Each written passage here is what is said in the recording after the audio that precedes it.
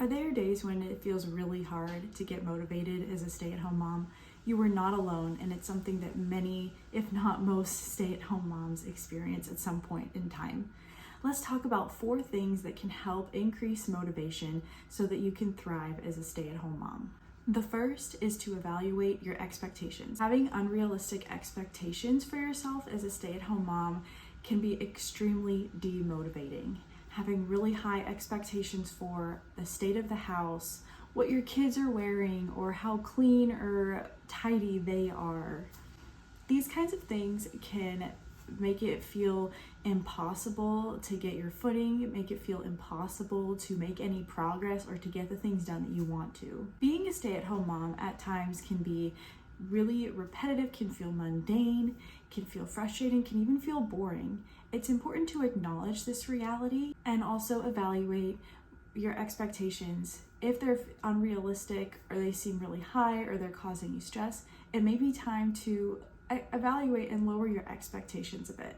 For example, if you're expecting or wanting a Pinterest-worthy, social media-worthy, clean kitchen every single day, it may be hard to feel motivated to even get going on cleaning the kitchen. But if you're content with a clean enough kitchen, with the counters wiped, decently clear, dishes done every now and then floor swept periodically when you think of it, that can help with building some momentum so that it doesn't feel impossible to even start. The second thing is to just start.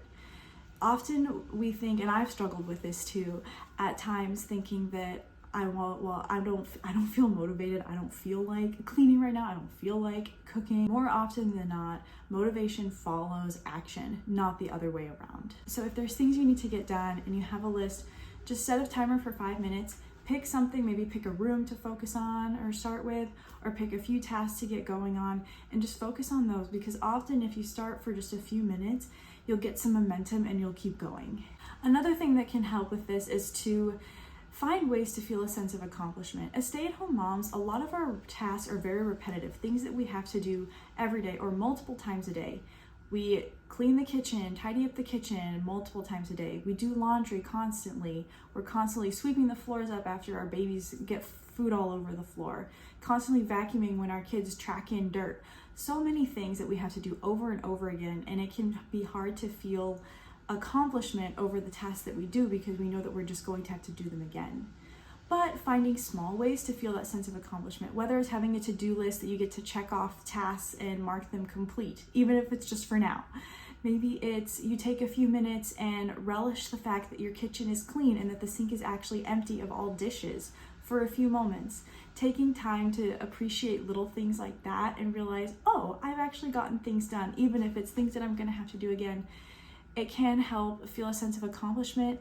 And I would also encourage you to keep in mind that even if the task here is repetitive and it's something that you're going to have to do again, doesn't mean that the task wasn't valuable and wasn't meaningful. If you didn't do these tasks, if there wasn't someone caring for your home, maintaining your home, caring for your children consistently and repetitively, then everything would go to chaos. So you have such a special and such a valuable role in helping maintain your home and your family. If you're finding this video helpful so far, hit the like and subscribe buttons. That helps me know what kind of content is encouraging for you and what things you would like more of. The third thing is to practice contentment and steward what you've been given in this season. Especially with social media, it can be so easy to see what other moms are doing, see what other homes look like, and it can be so easy to compare or feel that we're falling short, and that can be really demotivating. We're rarely in a perfect season. Maybe you are in a rental and you really want to buy a home and it can feel hard to get motivated to care for the space that you're living in. Maybe you and your husband are wanting another baby, but it just hasn't happened on the timeline that you were hoping for, and it can be really discouraging, and that can be demotivating some days.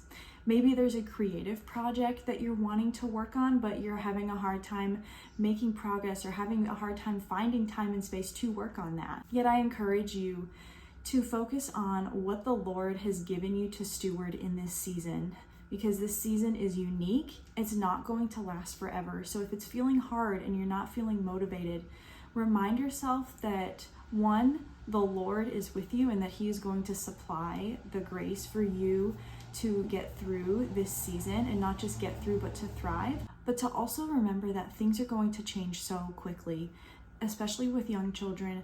Things are constantly changing, and a season that feels really hard is not going to last forever. And the fourth encouragement to you, if you're feeling unmotivated in homemaking and needing some motivation, is to embrace your unique expression of being a stay-at-home mom, your unique expression of motherhood and homemaking.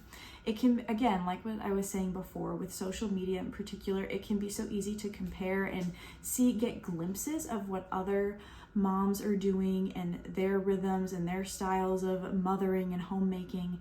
And that's great in a sense. It can be good to glean from what others do.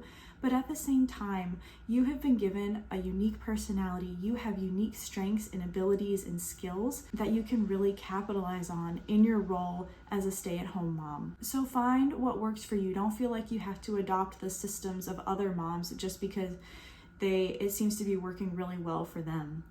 Maybe, for instance, you really like a structured meal plan where every meal for the week is planned out. Maybe you would rather have a variety of ingredients on hand that you can mix and match, and you're able to just throw meals together quickly. Maybe you really love taking time and effort to decorate your home. Maybe you love scouring thrift stores and Facebook Marketplace for those kinds of things. Maybe that's not as important to you and you want to keep things in your home really simple. Maybe you would rather spend that time gardening or taking time outside with your kids, going on hikes, going to parks. Evaluate and recognize what your unique strengths are, what things you want to prioritize, and focus on those. I'm curious, what things have helped you stay motivated as a stay-at-home mom? Mention it in the comments below. Thank you so much for joining me today, and I'll look forward to seeing you in the next video.